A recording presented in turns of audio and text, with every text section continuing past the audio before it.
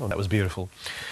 Anyone with an interest in art history will no doubt have encountered lots of words ending in ism. There's classicism, romanticism, cubism, impressionism, postmodernism, and the list goes on.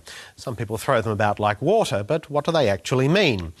In a new series here on Sunday Arts, First Tuesday Book Club's Marieke Hardy gives us the lowdown on a highbrow topic. Okay, so obviously I'm well versed in the art of the ism. Some of my personal favourites are cynicism, and I'm quite a fan of euphemism. But when it comes to isms in art, that's another matter altogether.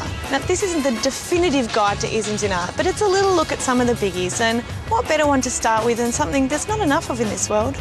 Romanticism.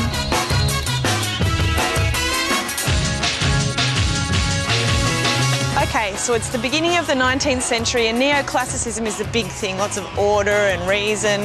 Now, Romanticism worked against all that. It really was very romantic. It was all about emotion of the heart. So a neoclassic picture looked much like this. Lots of order, Roman or Greek influences, centurions or parties and so on. But when the Romanticists came along, away went the structure and reason of Rome in favour of big, sublime landscapes. And the figures changed too. Now it was less about the perfection of man and more about emotion and the dark side of life, and often with no people at all. Okay, so Marieke, timeline, end of the 18th century. The age of reason is giving way to an age of chaos, an age of uncertainty.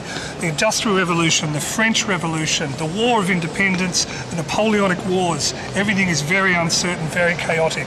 So a counter-movement is being born called Romanticism, which is trying to explore the chaos that these people are feeling at the moment and trying to find a new form of expression to match it.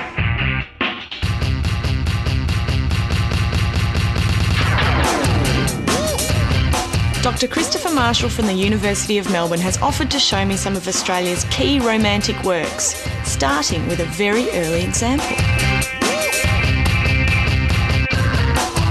This is George Stubbs, Lion Attacking a Horse, and he was an English mid to late 18th century painter. Now, what's so romantic about this? This is quite gory. What he's trying to do is he's trying to move beyond the calm, rational order of the neoclassical landscape. Underneath it are these bubbling forces of chaos and a lack of control. And therefore saying the same thing about society, or? You took the words right out of my mouth. Thank goodness. He has the idea of the more powerful creature destroying nature. But why is that romantic? I mean, they talk about exploring that it's sublime in nature. Yes. Why aren't they sort of frolicking through a field or sharing a big piece of spaghetti like Lady and the Tramp? Well, this is romanticism rather than romantic. They're not having a little tete-a-tete. If a neoclassical artist had painted a lion and a horse, he wouldn't have been interested in this idea of the pure terror, the pure pain. He would have been interested in a moment of greater calm and order. So maybe it would have been... The spaghetti. It would have been the spaghetti.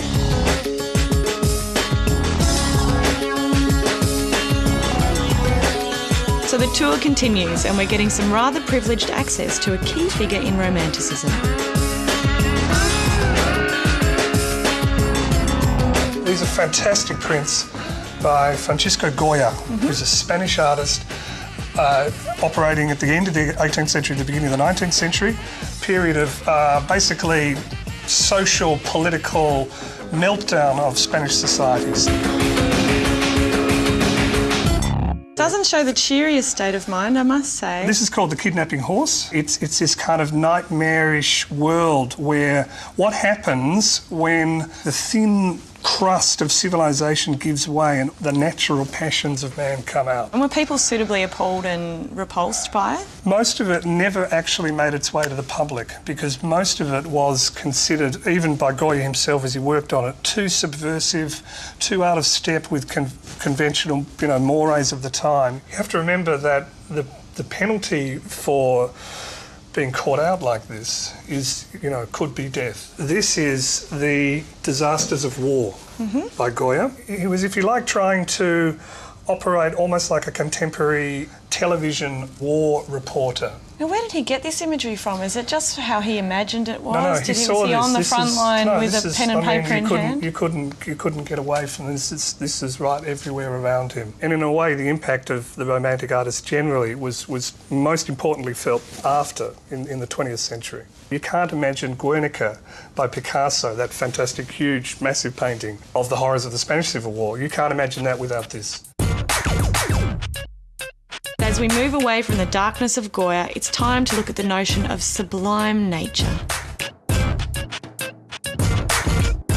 This is called a mountain scene, Val d'Aosta, 1845, and it's by Turner. Shows almost the top of the Alps in between Italy and Switzerland. Are you sure? What he's trying to do is he's trying to, if you like, break on through past the boundaries of conventional representation. He's interested in the pure primal energy of the space that he's looking at. And this ties into Romanticism through nature, through forces of nature, or just through the perception? We no longer believe in God because God, in a way, failed us. So we have to find a new source of personal, if you like, spirituality.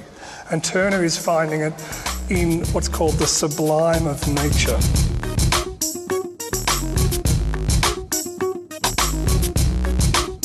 It's been a whistle-stop tour, but what stood out for me is the powerful representation of moods that shows us a world in a state of unrest.